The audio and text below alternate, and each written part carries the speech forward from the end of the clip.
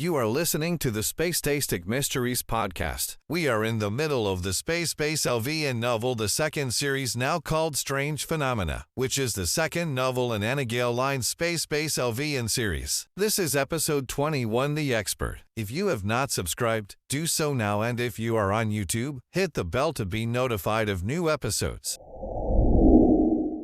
When I walked into the vacation house, I heard a lot of talking all at once. Too many people talking. I couldn't make out any of the conversations. When it stopped, I looked around, moving in and out of rooms, traveling upstairs to the master bedroom. I opened the drawers on the side tables. I closed them before traveling into the closet. After searching for an hour for anything that would give me a clue to cracking this case, Johnny approached. "Let's go see your mother's favorite spot in this house." "Johnny, I need to, trust me." I relented and let him lead me to the back stairs, which we took up to what appeared to be a tower. In the tower, an office seemed to be set up with a desk and chair facing the open window. A couch on the opposite wall and doors that I suspected led to the facilities. Art scattered on the walls. I looked behind one of the art pieces to realize there was a door with a combination on it. I removed the art piece and set it on the ground. Then I went to work cracking the code. Within 2 minutes, I pulled it open to find stacks of what seemed like more journals. "Did Hook show you all his hacks?" "No," I admitted, reached in and removed one of the journals from the hidden area in the wall. I flipped through it, pursuing the pages. Nothing stood out to me, but nothing would, if these journals were like the last ones. Johnny and I brought all of the journals to the couch. I suddenly heard arguing. I looked to Johnny and required, "Did you hear that?" Johnny shook his head. "What?" "I don't hear anything." I dashed to the window. I didn't see anyone. Then I heard it again. "Jack, no. I am not giving up being a federal agent just because you do not like it. I may have to marry you to keep our seats on the supervisors safe, but I do not have to give up my life for you.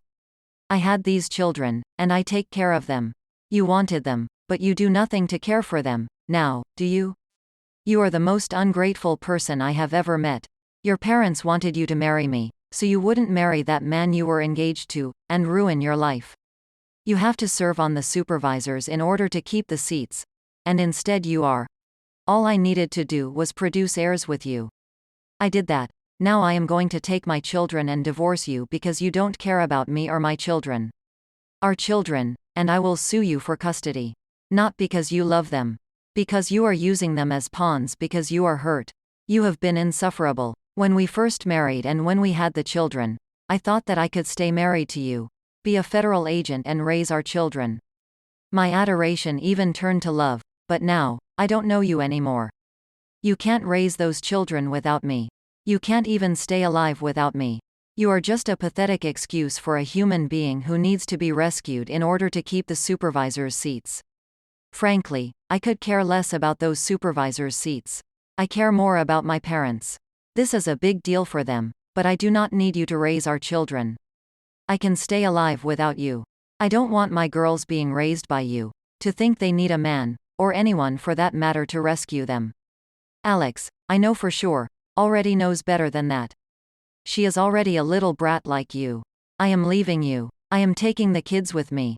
Alex, are you okay? I heard Johnny question behind me. He touched my shoulder. She was leaving him. Mama was leaving my father, I answered, turning around. I could hear them arguing in this room.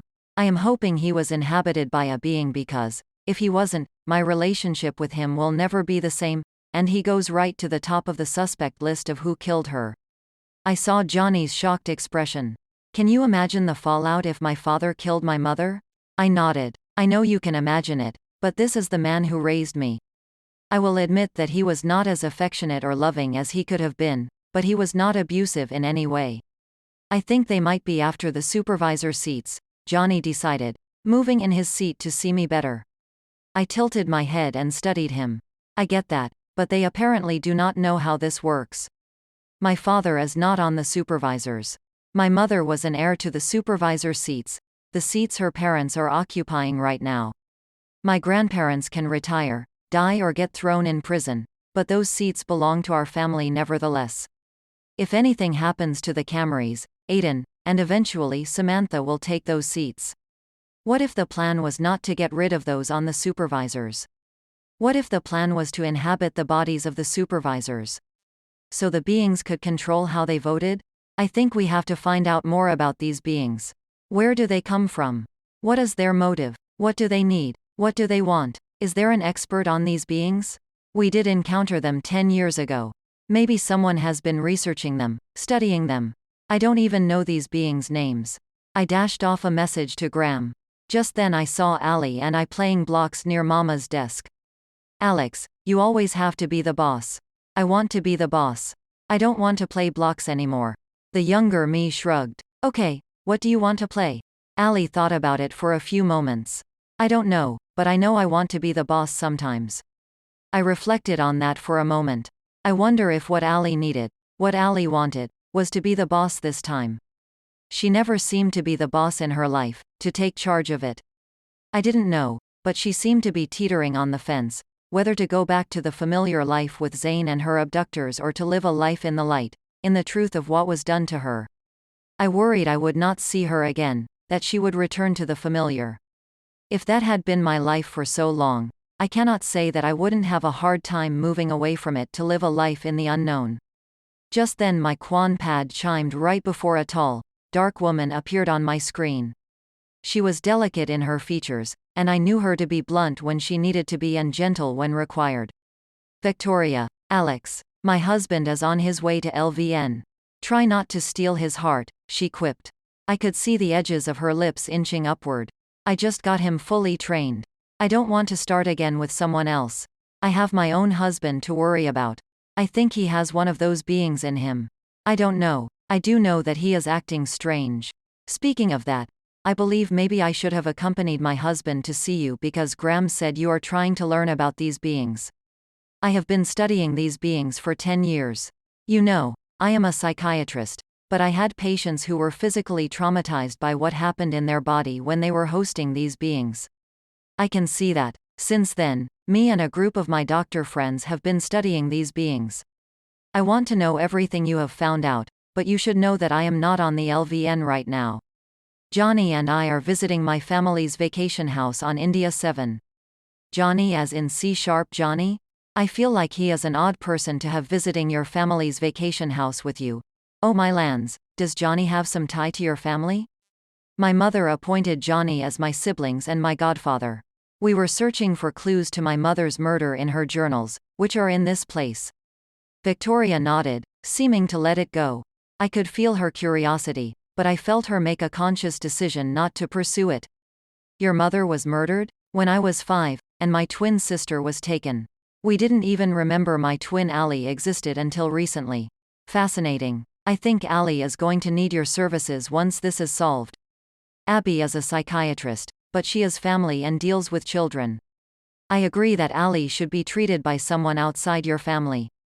If she needs my services, please tell her to contact me. However, let me tell you what I know about these beings. They are a part of the Zeitverschiedits. They are at war with your people, right? I tilted my head and agreed, but how are they a part of the Zeitverschiedits? From what I have figured out, the Zeitverschiedits have a gift of invisibility.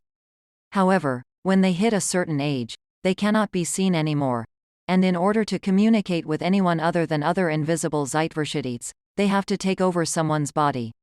Okay, I get that. But what caused them to start killing people, the supervisors, specifically? And try to take over LVN? If your husband hadn't taught me how to hack into things, they would have continued to keep us locked out. They feel they are being excluded and that the supervisors are not considering all the members of India 7, only the Indigoids. In all fairness, the supervisors don't rule the Zeitverschiedits, only the Indigoids. However, I can see their point. Does it really matter who inhabited India 7 first? The Zeitverschiedits and the Indigoids live there now. We should cohabitate peacefully. Maybe Zeitverschiedite seats should be added to the supervisors. It does not condone their killing, Johnny interjected, moving his eyes from me to Victoria and back again. I agree, Victoria and I said in unison. We laughed. The thing is they are known for killing time travelers, I said with grave deliberation. So I am hesitant to help people who kill people like me. Why do they kill time travelers? What did we do to them? I am trying to understand. Johnny, Victoria directed, catching his eye. I get the sense that you have some investment in the outcome of this case. I have known you for years, and I have never known you to get involved with any IIB case that didn't directly involve a member of the C-sharp family. Actually, let me take that back, that didn't involve Fireball. I used to be involved with Alex's mother.